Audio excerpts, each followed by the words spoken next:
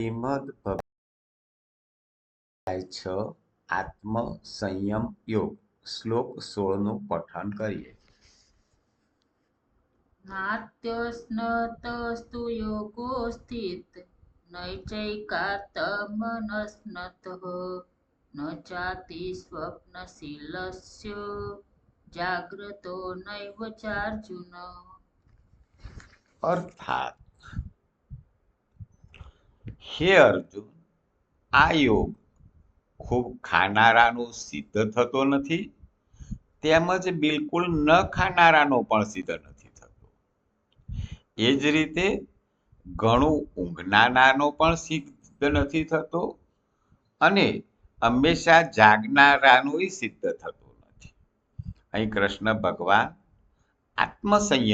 સંયમ યોગ 6થો જે અધ્યાય છે એમાં આત્મ એટલે કે પોતાનો સંયમ કરવાની વાત કરી છે.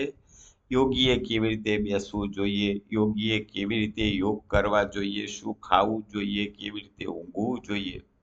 તો એ દરેક શ્લોકમાં આપણને કૃષ્ણ ભગવાન માર્ગદર્શન આપી રહ્યા છે. તો અહીં અર્જુનને કહે છે કે જે ખૂબ ખાય છે એનો પણ યોગ સિદ્ધ નથી થતો અને જે બિલકુલ ખાતા નથી એનો પણ સિદ્ધ નથી થતો. એ જ રીતે ઘણું ઊંઘનારાનો યોગ પણ સિદ્ધ થતો નથી અને હંમેશા જાગનારાનો સિદ્ધ થતો નથી.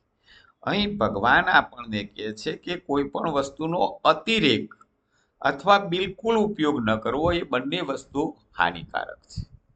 પરંતુ પ્રમાણસર આપણે ખાવું જોઈએ અને પ્રમાણસર ઊંઘવું જોઈએ, તો જ યોગમાં સિદ્ધિ પ્રાપ્ત થાય. જય શ્રી કૃષ્ણ.